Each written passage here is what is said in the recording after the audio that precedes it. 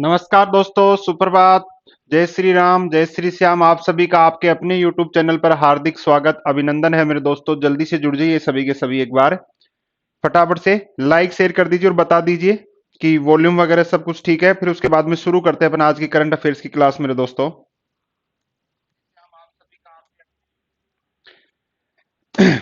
चलिए दोस्तों, सबसे पहले बात करते हैं करंट अफेयर्स की क्लास में। सबसे पहले बात करेंगे अपन किसके अभ्यास प्रश्न की, जो कि कल दिया गया था आपको। अभ्यास प्रश्न था अपना, पटना उच्च न्यायालय के नवनिर्मित शताब्दी भवन का उद्घाटन किसने किया? Who inaugurated the newly built Shatabdi Bhawan of Patna high court? Nitish Kumar, S A Bobde, Phagu Chauhan या फिर संजय करोल? किसके द्वारा इसका उद्घाटन किया गया मेरे दोस्तों? तो क्वेश्चन नंबर जो अभ्यास प्रश्न था कल का, तो उसकी बात की जाए किसका? पटना उच्च न्यायालय के नवनिर्मित यानी नए निर्माण होने वाला, जिसका नाम क्या रखा गया है? शताब्दी भवन रखा गया है मेरे दोस्तों। तो पटना उच्च न्यायालय के इस नवनिर्मित शताब्दी भवन का जो उद्घाटन है वो किसने किया? शरद अरविंद बोबडे, ऐसे बोबडे जो कि क्या है? सुप्रीम कोर्ट के क्या है? CJI, chief justice of India है। कौन है? शरद अरविंद बोबडे। तो ऐसे बोबडे है, उनके द्वारा हाल ही में पटना उच्च न्यायालय के नवनिर्मित जो शताब्दी भवन है उसका उद्घाटन किया गया मेरे दोस्तों। ठीक है। अगर इसकी बात की जाए पटना उच्च न्यायालय की मेरे दोस्तों, पटना उच्च न्यायालय है, इसकी स्थापना है वो कब की गई थी? 1916 में। पटना उच्च न्यायालय की स्थापना कब की गई थी? 9 जून 1916 को इसकी स्थापना की गई थी। इसके अंतर्गत कितने जज हैं? 43 जजों की संख्या कितनी है? 43 है। और पटना उच्च न्यायालय किसके लिए है? आप सभी को पता है किसके लिए? बिहार के लिए। बिहार जो राज्य है उसके लिए हाईकोर्ट है कौन सा? पटना उच्च न्यायालय। जजों की संख्या 43, 1916 में इसकी स्थापना हुई। और संजय करोल, ये क्या है? मुख्य न्यायाधीश हैं। मुख्य न्यायाधीश हैं किसके? पटना हाई कोर्ट के। कौन? संजय करोल। और ये जो शताब्दी भवन है इसका शिलान्यास है दोस्तों, वो कब किया गया था? 2014 में, अक्टूबर 2014 में इसका क्या किया गया था दोस्तों? शिलान्यास से किया गया था। हेमलता बीस जी गुड मॉर्निंग। तो शिलान्यास है वो 2014 में किया गया था। और इस जो भवन बना है मेरे दोस्तों, इस भवन का जो खर्चा आया है, जो खर्च हुआ है वो कितना हुआ है? 203.94 करोड़ रुपए। कितना? 203.94 करोड़ रुपए है वो क्या हुआ है? इस पे खर्च हुआ है। तो ये कल का अपना जो अभ्यास प्रश्न था, जिसका कि सिर्फ और सिर्फ शायद एक व्यक्ति ने आंसर दिया, बाकी आप आंसर नहीं दे रहे। आप लोगों को बोला गया है कि आंसर दीजिए ज्यादा से ज्यादा और एक लाइक शेयर कर दीजिए। थोड़ा यूट्यूब में कुछ बग चल रही है जिसकी वजह से जो लाइव क्लास है वो लाइव ही दिखेगी, उसके बाद में वीडियो सेक्शन में आपको ये क्लास है वो दिखेगी नहीं, अगर आपके पास लिंक नहीं है तो। लगभग 10 से 12 घंटे के बाद में ये वीडियो है वो पब्लिश हो रही है। तो ये यूट्यूब में शिकायत की है लेकिन आ नहीं पा रही, तो इसकी वजह से आप ज्यादा से ज्यादा शेयर करें जिससे कि दोस्त देख सके, क्योंकि वो सोचेंगे बाद में देखेंगे तो फिर वो लाइव स्ट्रीमिंग के अलावा मिलता नहीं, 10 से 12 घंटे बाद मिल पाता है। इस वजह से लाइक शेयर करें। पटना उच्च न्यायालय के नवनिर्मित शताब्दी भवन का उद्घाटन किसने किया है? तो ऐसे बोबडे के द्वारा किया गया, जो सुप्रीम कोर्ट के यानी कि भारत के मुख्य न्यायाधीश है। पटना उच्च न्यायालय की स्थापना 1916 में, जजों की संख्या 43 है। और शताब्दी भवन है, इसका शिलान्यास 2014 में किया गया था, यानी कि फाउंडेशन स्टोन रखा गया था। ठीक है मेरे दोस्तों। नेक्स्ट बात करते हैं आज का question number 1। Indian women's league football tournament के 2020-21-70 की मेजबानी कौन सा राज्य करेगा? Which state will host the 2020-21 season of the Indian women's league football tournament? Orissa, Sikkim, Paschim Bangal या फिर गुजरात? कौन सा है वो करेगा? किसकी? Indian women's league football tournament के लिए। दीजिए आंसर, देखे भाई फटाफट से। और आज तो भाई कोई भी लोग देख नहीं रहे भाई, कम लोग देख रहे हैं भाई। शेयर करो देखे फटाफट से।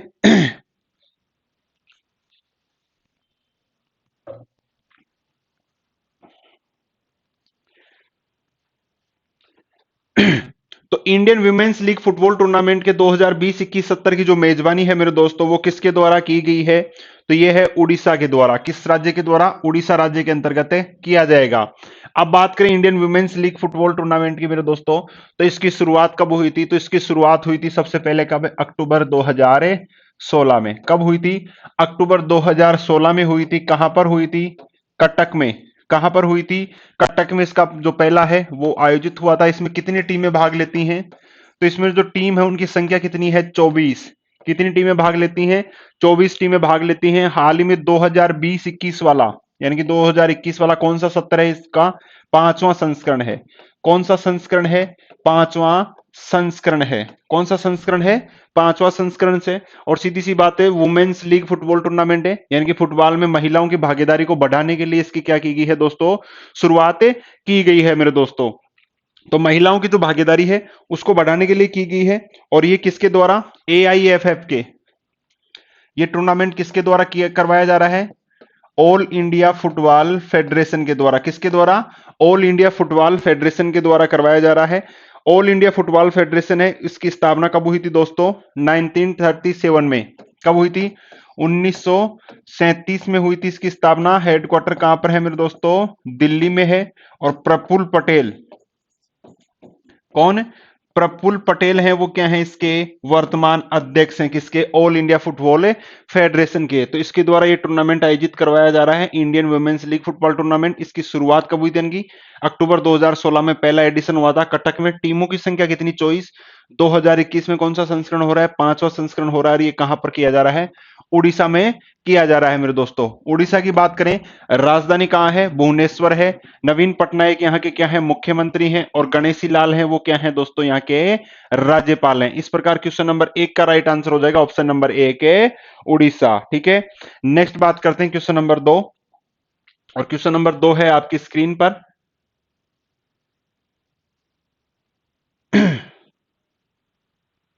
क्वेश्चन नंबर 2 है, advantage India the story of Indian tennis पुस्तक किसने लिखी है। Who has written the book advantage India the story of Indian tennis. Naresh Singh के द्वारा, नीलम जैन के द्वारा, विकास शुक्ल के द्वारा, या अनिध्या दत्ता के द्वारा। किसके द्वारा ये पुस्तकें लिखी गई है, दीजिए आंसर। देखे भाई फटाफट से, फटाफट से आंसर दीजिए। देख कम रहे हो भाई, क्या बात है, शेयर नहीं किया आज, पुराने लोग नहीं आ रहे भाई, क्या चक्कर है, कहां गए सबके सब।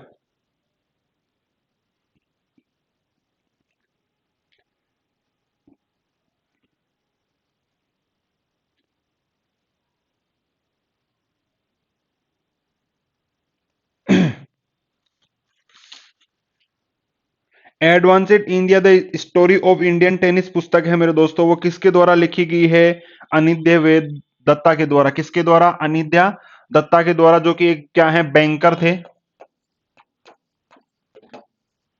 बैंकर थे, यानी कि बैंक में जॉब करते थे। फिर उसके बाद में बैंक को छोड़ के इन्होंने क्या काम किया, लेखन का काम स्टार्ट कर दिया, लेखक बन गए ये। और ये जो स्पोर्ट्स लेखक हैं, स्पोर्ट्स राइटर हैं, यानी कि खेल के ऊपर लिखते हैं।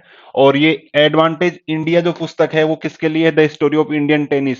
इंडियन टेनिस यानी कि भारतीय टेनिस इतिहास पे है। और इस पर जो इतिहास है 200 वर्षों का इतिहास लिखा गया है। 200 वर्षों का इतिहास लिखा गया है मेरे दोस्तों। इसके अंतर्गत आजादी से पहले का लेके अब तक के सारे हैं जो टेनिस का इतिहास है उसके बारे में बताया गया है कि भारत में जो टेनिस है उसका विकास किस रूप में हुआ, पहले कैसे हुआ, उसके बाद में डबल्स में कैसे हुआ, महिलाओं की भागीदारी क्या रही। यानी कि ओवरऑल लगभग 200 साल का जो इतिहास है भारतीय टेनिस का, उस इतिहास के बारे में लिखा गया है कि किस प्लेयर का कितना योगदान रहा, क्या योगदान है रहा। तो advantage India the story of Indian tennis पुस्तक है वो किसके द्वारा लिखी गई, अनिध्या दत्ता के द्वारा लिखी गई। तो क्वेश्चन नंबर 2 का राइट आंसर हो जाएगा ऑप्शन नंबर है फोर्थ, डी ऑप्शन हो जाएगा। ठीक है मेरे दोस्तों, नेक्स्ट बात करते हैं मेरे दोस्तों क्वेश्चन नंबर 3 की।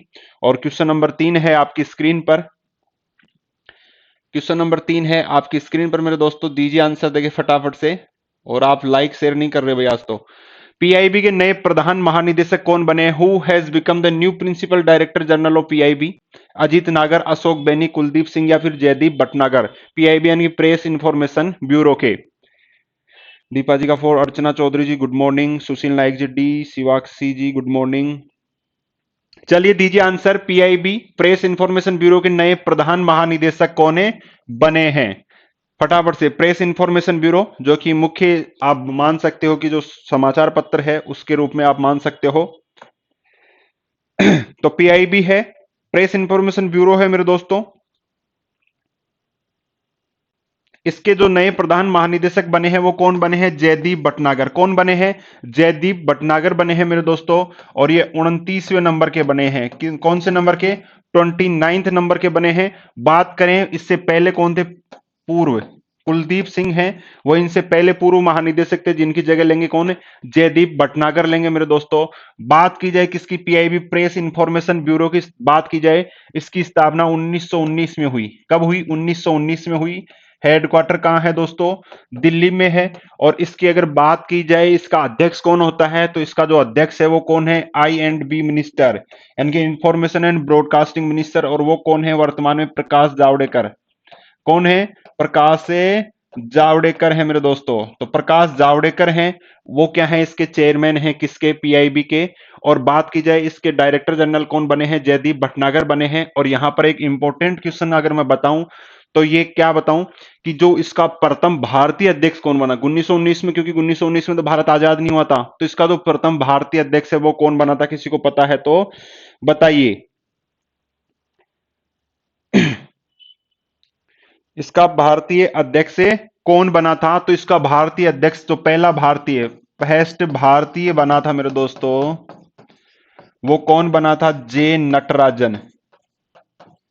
जे नटराजन बने थे। और ये कब बने थे, 1941 में। ध्यान रखना, ऐसे क्वेश्चन अभी आपने अगर रेलवे की एग्जाम देखी है तो पूछे जा रहे हैं कि प्रथम भारतीय अध्यक्ष कौन बना था, तो जे नटराजन है वो पीआईबी के प्रथम भारतीय अध्यक्ष बने थे 1941 में। और ओवरऑल जयदीप भटनागर 29वें नंबर के हाल ही में क्या बने हैं, इसके महानिदेशक के बने हैं। तो क्वेश्चन नंबर 3 का राइट आंसर हो जाएगा ऑप्शन नंबर है डी। नेक्स्ट बात करते हैं दोस्तों क्वेश्चन नंबर 4 की। और क्वेश्चन नंबर 4 है आपकी स्क्रीन पर,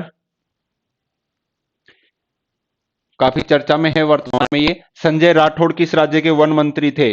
Sanjay Rathod was the forest minister of which state, Madhya Pradesh, Maharashtra, Kerala या फिर हिमाचल प्रदेश। दीजिए आंसर भाई, देखिए फटाफट से। गुड मॉर्निंग जगदीश जी, बहुत बढ़िया शिवाक्षी जी। दीजिए आंसर भाई, संजय राठौड़ किस राज्य के वन मंत्री थे।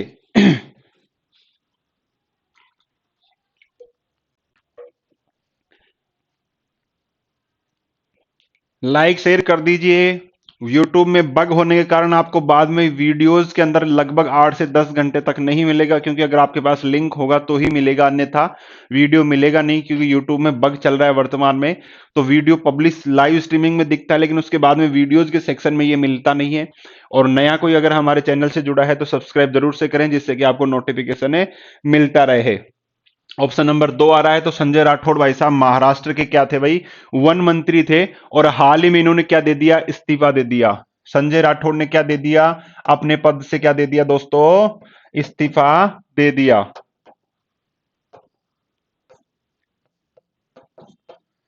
इस्तीफा दे दिया इन्होंने। और इस्तीफा क्यों दे दिया, इनके लिए हाल ही में क्या लगा था, इनके ऊपर आरोप लगा था। और आरोप क्या लगा था मेरे दोस्तों, महिला सुसाइड में।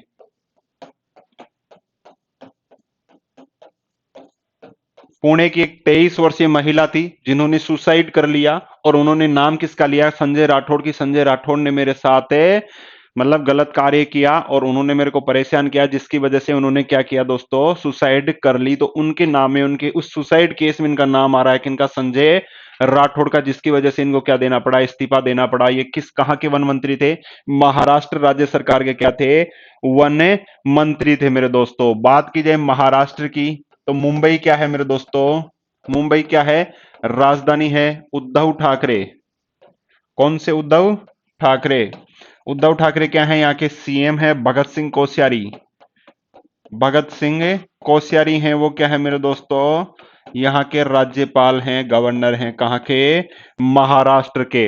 भगत सिंह कोश्यारी, इसके अलावा गोवा राज्य है, उसके भी क्या है, राज्यपाल हैं, अतिरिक्त कार्यभार है इनके पास में।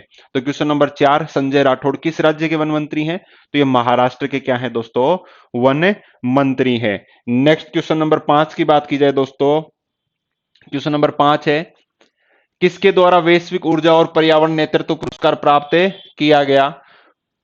Who has received the global energy and environmental leadership award, Narendra Modi, Piyush Goyal, Ramnath Kovind या फिर नितिन गडकरी। हाल ही में ये पुरस्कार है वो दिया गया सेराविक जो महोत्सव है उसके अंतर्गत दिया गया, सेराविक वैश्विक ऊर्जा और पर्यावरण नेतृत्व पुरस्कार।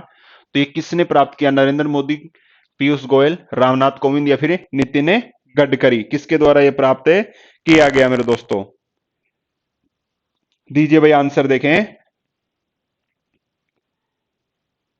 और लाइक शेयर करते रहना भाई। मेरे को ऐसा लग रहा है इसका टाइम चेंज करना पड़ेगा, आप लोग नहीं देख रहे।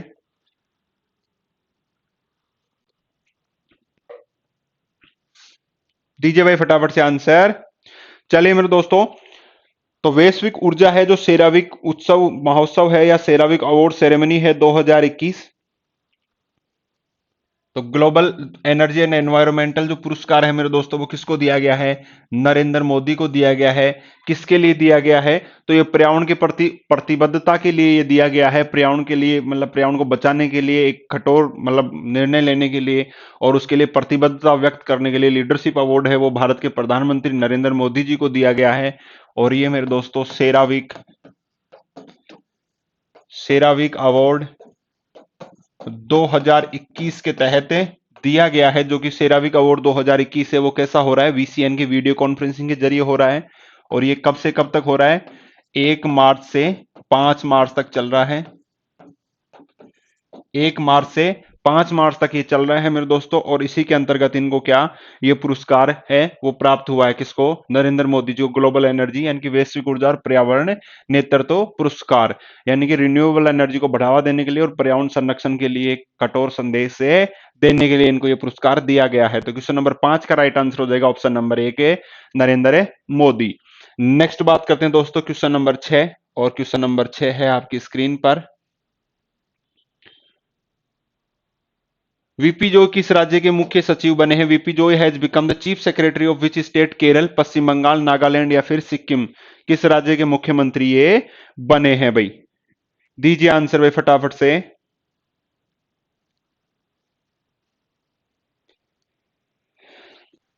वीपी जोय किस राज्य के मुख्य सचिव बने हैं? VP Joy has become the chief secretary of which state?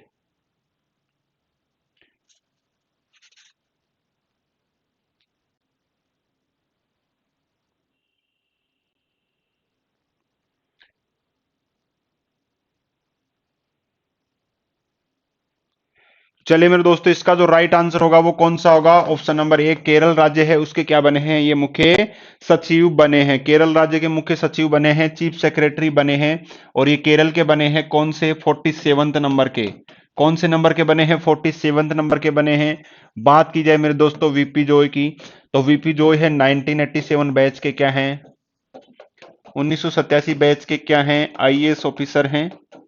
और इनकी बात की जाए हाल ही में डिप्टी चीफ सेक्रेटरी थे, इनको चीफ सेक्रेटरी पद दिया गया है। और ये किसको रिप्लेस करेंगे?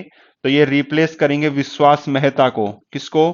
विश्वास मेहता की जगह लेंगे। यानी कि इससे पहले कौन थे? विश्वास मेहता हैं, वो क्या थे? केरल के क्या थे? मुख्य सचिव थे। चीफ सेक्रेटरी बने हैं 47वें नंबर के। किसके? केरल के। केरल की बात की जाए मेरे दोस्तों, तिरुवनंतपुरम क्या है दोस्तों?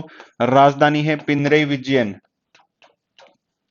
पिनरई विजयन है वो क्या है मेरे दोस्तों? यहाँ के सीएम है। इसके अलावा बात की जाए केरल की राज्यपाल की, तो राज्यपाल कौन है? आरिफ मोहम्मद खान। कौन है मेरे दोस्तों? आरिफ मोहम्मद खान है वो क्या है? केरल के वर्तमान राज्यपाल हैं। तो वीपी जोई हैं वो केरल राज्य के क्या बने हैं मेरे दोस्तों? मुख्य सचिव बने हैं, जो कि कितने नंबर के हैं? 47 नंबर के क्या है मेरे दोस्तों? चीफ सेक्रेटरी हैं। किसकी जगह लेंगे ये? विश्वास मेहता की जगह लेंगे। 1987 बैच के क्या हैं? आईएएस से ऑफिसर हैं। तो क्वेश्चन नंबर 6 का राइट आंसर हो जाएगा ऑप्शन नंबर एक। नेक्स्ट बात करते हैं दोस्तों क्वेश्चन नंबर 7 की, और क्वेश्चन नंबर 7 है आपकी स्क्रीन पर। क्वेश्चन नंबर 7 है, एसबीआई ने हाल ही में पीएम केयर्स फंड में कितने रुपए का दान किया है? SBI has recently donated how many rupees to PM CARES fund? 1 crore, 5 crore, 11 crore या फिर 18 करोड़ रुपए? कितने करोड़ रुपए का क्या है ये दान किया गया है भाई? दीजिए आंसर देखिए भाई फटाफट से।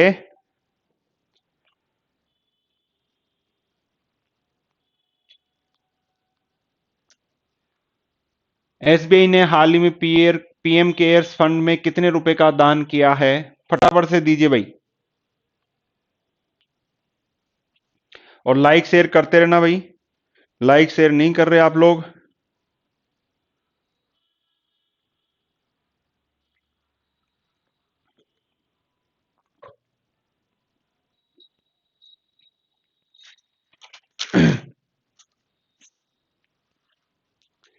तुक्का 3 दिया है।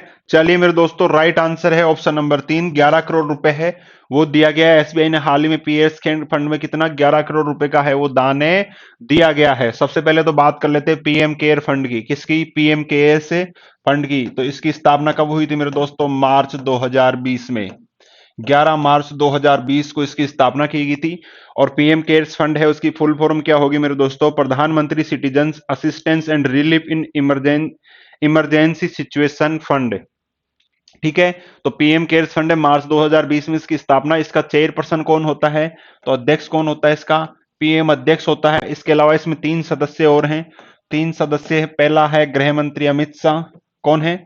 गृह मंत्री अमित शाह। दूसरा है वित्त मंत्री निर्मला सीतारमन है। और तीसरे व्यक्ति हैं राजनाथ सिंह, रक्षा मंत्री राजनाथ सिंह। ये 3 सदस्य हैं। और प्रधानमंत्री मोदी जी हैं वो क्या है? इसके अध्यक्ष हैं। और ये क्या है? पीएम केयर्स फंड है, जो कि हाल ही में जो कोरोना का जो काल आया उसके अंतर्गत बनाया गया था मार्च 2020 में। अब बात की जाए एसबीआई की मेरे दोस्तों, तो स्टेट बैंक ऑफ इंडिया की स्थापना 1955 में हुई। हेडक्वार्टर कहां है? मुंबई में है। और इसके वर्तमान चेयरपर्सन है वो कौन है? दिनेश खारा। कौन है मेरे दोस्तों? दिनेश कुमार खारा है वो क्या है? इसके वर्तमान चेयरपर्सन है। किसके? स्टेट बैंक ऑफ इंडिया के।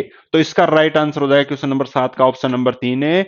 11 करोड़ रुपए का है वो दान दिया गया है। किसमें? पीएम केयर्स फंड में। पीएम केयर की फुल फॉर्म होती है प्रधानमंत्री prime minister citizen assistance and relief in emergency situation. ठीक है, नेक्स्ट क्वेश्चन की बात करते हैं मेरे दोस्तों, क्वेश्चन नंबर 8। और क्वेश्चन नंबर 8 है आपकी स्क्रीन पर।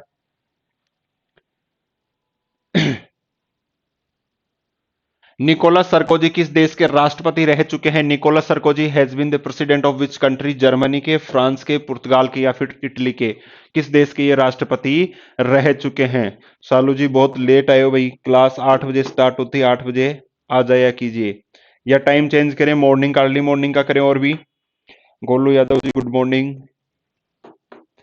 बहुत कम देख रहे हो भाई, आप देख नहीं रहे, ना लाइक शेयर कर रहे, ना सब्सक्राइबर भी कम कर रहे हो भाई। आप लोगों के लिए नया यूट्यूब चैनल के लिए मैंने इतनी मेहनत की और आप पुराने लोग ही हैं वो अब आ नहीं रहे भाई, क्या चक्कर है भाई? चलिए दीजिए आंसर दीजिए, खैर बाद में बात करते हैं क्या है। निकोलस सरकोजी किस देश के राष्ट्रपति रह चुके हैं? निकोलस जो सरकोजी हैं वो मेरे दोस्तों फ्रांस के राष्ट्रपति रह चुके हैं। निकोलस सरकोजी हैं वो 66 वर्ष की आयु में हैं।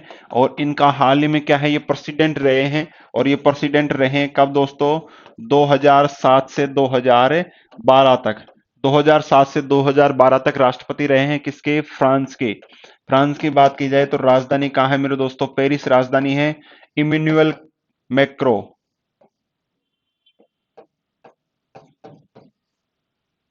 इमेन्युअल मैक्रो हैं वो वर्तमान राष्ट्रपति हैं। किसके? फ्रांस के। निकोलस सरकोजी है मेरे दोस्तों, इनको हाल ही में वहां का जो मुख्य कोर्ट है उसके द्वारा इनको सजा सुनाई गई है भ्रष्टाचार के आरोप में। इनके ऊपर आरोप लगाया गया है कि इन्होंने गलत तरीके से अपने पद का गलत उपयोग करते हुए क्या निकलवाई थी? सूचनाएं निकलवाई थी। एक तो ये देश है, अपन सोचते हैं, अपन बोलते हैं ना कि यार विदेशी जो देश हैं, जो यूरोपियन कंट्रीज हैं वो काफी विकसित हैं। अब देख लीजिए, राष्ट्रपति को भी सजा हो रही है, मतलब जेल की सजा हो रही है। और अपने यहाँ पर एक सरपंच बन जाता है, एक छोटा सा पार्षद बन जाता है, तो उनको अपन किसी काम में सजा नहीं दिलवा सकते।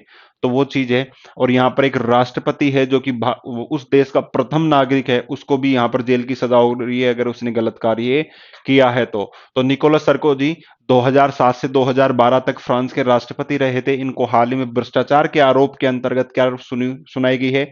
जेल की सजा सुनाई गई है। बात की जाए, फ्रांस की राजधानी पेरिस है, लव सिटी जिसको बोला जाता है। और एमेन्युअल मैक्रो है मेरे दोस्तों, वो क्या है? वर्तमान राष्ट्रपति हैं। किसके? फ्रांस के। ठीक है, नेक्स्ट बात करते हैं दोस्तों क्वेश्चन नंबर 9 की। और क्वेश्चन नंबर 9 है भाई, बहुत इंपॉर्टेंट है, इसको स्टार कर लीजिए, तारांकित कर लीजिए इसको, इस क्वेश्चन को। क्वेश्चन नंबर 9 है, जन औषधि दिवस 2021 की थीम क्या है? What is the theme of Jan Aushadhi day 2021? सेवा भी रोजगार भी, सेवा भी इलाज भी, औषधि में भारत बनेगा आत्मनिर्भर, इलाज भी रोजगार भी। दीजिए आंसर भाई क्वेश्चन नंबर 9 का, फटाफट से दीजिए भाई आंसर, देखिए क्वेश्चन नंबर 9 का।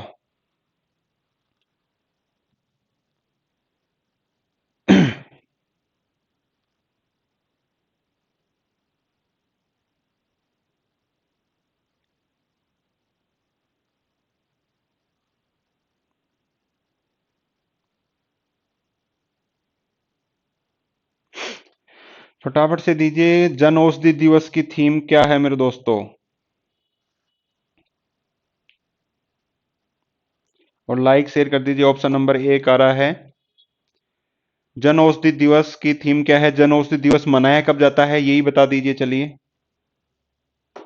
कि जन औषधि दिवस है वो मनाया कब जाता है? तो इसका जो दोस्तों राइट आंसर होगा वो कौन सा? ऑप्शन नंबर एक, सेवा भी रोजगार भी है वो इसकी क्या है, थीम है। और जन औषधि दिवस है वो कब मनाया जाता है मेरे दोस्तों? 7 मार्च को। कब मनाया जाता है? 7 मार्च को मनाया जाता है। और हाल ही में इसकी जो थीम है वो क्या रखी गई है? सेवा भी रोजगार भी है वो क्या रखी गई है दोस्तों? इसकी थीम रखी गई है जन औषधि सप्ताह है। तो सप्ताह है वो कब मनाया जाता है मेरे दोस्तों? जन औषधि सप्ताह है वो 1 से 7 मार्च तक मनाया जाता है। कब मनाया जाता है? 1 से 7 मार्च तक का जो वीक है उसके अंतर्गत क्या मनाया जाता है? जन औषधि सप्ताह मनाया जाता है। और लास्ट दिन 7 मार्च को क्या मनाया जाता है? जन औषधि डे मनाया जाता है। और इसकी जो थीम है इस बार 2021 की वो क्या है? सेवा भी रोजगार भी। तो क्वेश्चन नंबर 9 का राइट आंसर हो जाएगा दोस्तों ऑप्शन नंबर एक, सेवा भी रोजगार भी। नेक्स्ट बात करें दोस्तों क्वेश्चन नंबर 10 की। और क्वेश्चन नंबर 10 है आपकी स्क्रीन पर।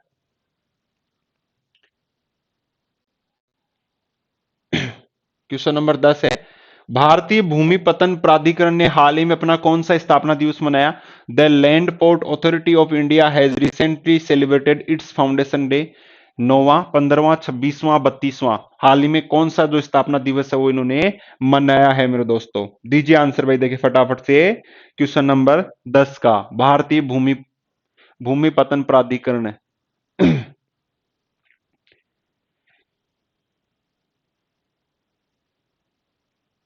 भारतीय भूमि पत्तन प्राधिकरण ने अपना कौन सा स्थापना दिवस से मनाया है?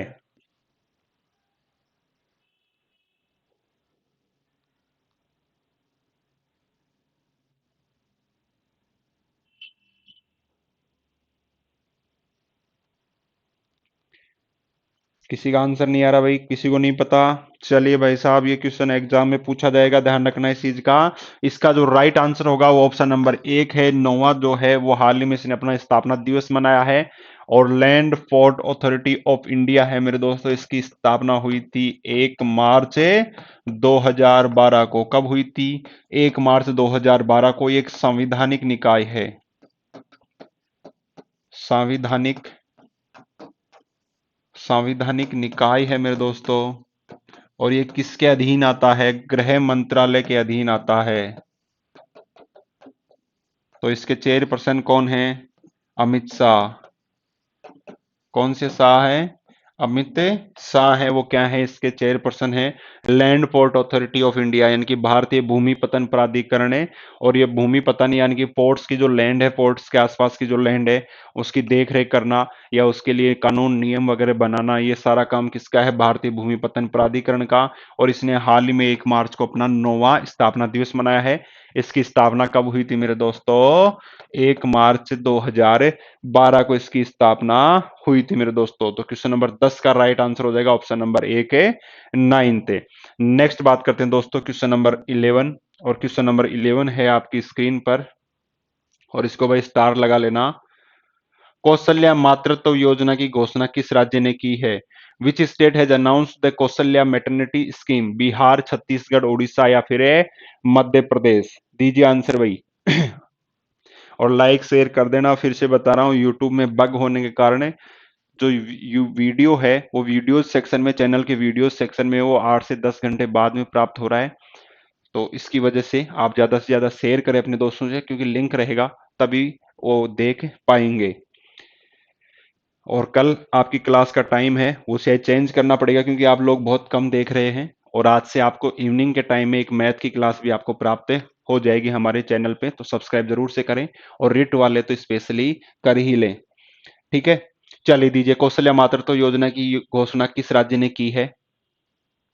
और टाइम मेरे को लगता है चेंज कर देना चाहिए। टाइम है वो आपका 7:15 या 7 बजे का कर दें, कोई दिक्कत नहीं है। आपको बता दीजिए एक बार, देखें उठ जाते हो ना 7 बजे, अब तो वैसे भी गर्मी आने वाली है। या 8 बजे का ये जो चल रहा है वो सही है, पर ये तो सही लग नहीं रहा क्योंकि कम लोग देख रहे हैं। मैं सोच रहा रोजाना बढ़ेंगे, लेकिन एक दो कम ही हो रहे हैं। चलिए दीजिए, कौशल्या मातृत्व योजना की घोषणा किस राज्य ने की है? तो कौशल्या मातृत्व योजना की घोषणा है मेरे दोस्तों, वो छत्तीसगढ़ राज्य ने की है। कौन से ने? छत्तीसगढ़। कौन से गढ़ ने? छत्तीसगढ़ के द्वारा की गई है। और कौशल्या मातृत्व जो स्कीम है मेरे दोस्तों, इसके अंतर्गत होगा क्या? तो ये जो योजना है, इसके तहत दूसरी बेटी के जन्म पर, दूसरी बेटी के जन्म पर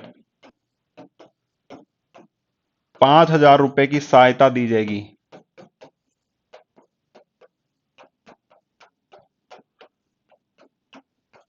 प्रोत्साहन राशि। यानी कि अगर किसी महिला के पहली पहली संतान है वो बेटी है और दूसरी संतान भी बेटी जन्म ले लेती है, तो 5,000 रुपए की प्रोत्साहन राशि है वो गवर्नमेंट एक मुश्त, यानी कि किस्तों में नहीं, एक साथ जन्म के समय पर ही 5,000 रुपए की जो प्रोत्साहन राशि है वो दी जाएगी। और ये स्कीम किसके द्वारा? छत्तीसगढ़ राज्य के द्वारा चलाई गई है मेरे दोस्तों। छत्तीसगढ़ की बात करें तो छत्तीसगढ़ की रायपुर क्या है मेरे दोस्तों? राजधानी है भूपेश बघेल। भूपेश बघेल है वो क्या है मेरे दोस्तों? वहां के क्या है? मुख्यमंत्री है। अनुसुईया उइके, अनुसुईया उइके वहां के क्या है? गवर्नर हैं, राज्यपाल हैं। तो कौशल्या मातृत्व योजना है वो किस राज्य की है मेरे दोस्तों? छत्तीसगढ़ राज्य की है मेरे दोस्तों। आप लोगों ने बताया नहीं कि सर टाइम चेंज किया जाए नहीं किया जाए, कमेंट करके बता दीजिए एक बार, जो जिन्हें देख रहे हैं वो तो बता दीजिए कि टाइम आपका चेंज कर दिया जाए क्या। चलिए तब तक रिवीजन करते हैं। 11 क्वेश्चन थे आज के करंट अफेयर्स में, और लाइक शेयर ज्यादा से ज्यादा करें दोस्तों, जिससे कि आप ज्यादा से ज्यादा देख सकें, आपके दोस्त भी देख सकें, आपको फायदा हो सके। आप सभी के लिए इतना कर रहे हैं तो आप भी कुछ सहयोग करिए मेरे दोस्तों। चलिए दोस्तों एक बार रिवीजन कर लेते हैं, और उसके बाद में क्वेश्चन ऑफ द जो डे है मेरे दोस्तों, उसका आप आंसर नहीं देते तो उसका आंसर दिया करिए भाई दोस्तों, आपके फायदे की बात है। कल का जो अभ्यास प्रश्न था वो था, पटना उच्च न्यायालय के नवनिर्मित शताब्दी भवन का उद्घाटन किसने किया है? तो भारत के मुख्य न्यायाधीश शरद अरविंद बोबड़े है, उनके द्वारा दोस्तों क्या किया गया है? इसका उद्घाटन किया गया है।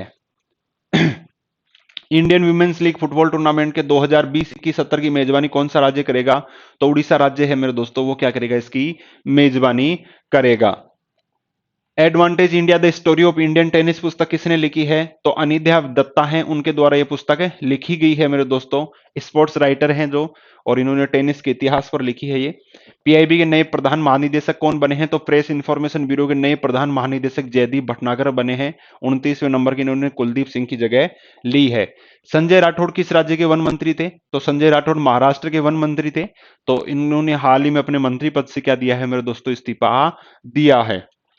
किसके द्वारा वैश्विक ऊर्जा और पर्यावरण नेतृत्व पुरस्कार प्राप्त किया गया है?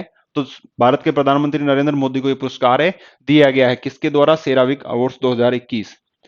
वीपी जोई किस राज्य के मुख्य सचिव बने हैं? तो वीपी जोई है मेरे दोस्तों, वो केरल के क्या बने हैं? मुख्य सचिव बने हैं मेरे दोस्तों। ये 47वें नंबर के 47वें नंबर के क्या है? केरल के मुख्य सचिव बने हैं।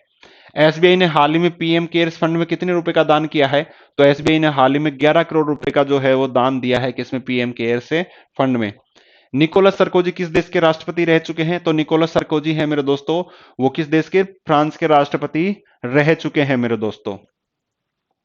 जन औषधि दिवस 2021 की थीम क्या है? तो सेवा भी रोजगार भी है वो इसकी थीम है। जन औषधि दिवस है वो कब मनाया जाता है? 7 मार्च को मनाया जाता है मेरे दोस्तों। भारतीय भूमि पतन प्राधिकरण ने हाल ही में अपना कौन सा स्थापना दिवस मनाया है? तो 9वां स्थापना दिवस से मनाया गया है मेरे दोस्तों। कौशल्या मातृत्व योजना की घोषणा किस राज्य ने की है? तो छत्तीसगढ़ राज्य है, उसके द्वारा कौशल्या मातृत्व योजना है उसकी घोषणा की गई है मेरे दोस्तों। इस प्रकार दोस्तों आज का ये करंट अफेयर्स था मेरे दोस्तों। आप लोग हैं वो कमेंट करके नहीं बता रहे, तो कल से आपका टाइम है वो शायद 7 सवा 7 बजे का कर दिया जाए या 8 बजे का रहेगा, ठीक है। और जो मैंने बता दिया कि YouTube में बग होने के कारण बाद में वीडियोज में ये वीडियो नहीं दिख रहा उसकी वजह से। और शाम को आपको आज से मैथ की क्लास भी मिलना स्टार्ट हो जाएगी, तो शाम को 5 बजे मैथ की क्लास भी और रिट वाले स्पेशली देखें। लाइक शेयर करें, चैनल को सब्सक्राइब जरूर से करें, और क्वेश्चन ऑफ द डे है उसका आंसर दीजिए आप ज्यादा से ज्यादा लोग, ठीक है। और ये है आपका क्वेश्चन ऑफ द डे, जिसको मैं जूम कर देता हूं, और इसका आंसर आप सभी के सभी कमेंट बॉक्स में कमेंट करके बताएंगे दोस्तों, ठीक है मेरे दोस्तों। चलिए हंसते रहिए, मुस्कुराते रहिए,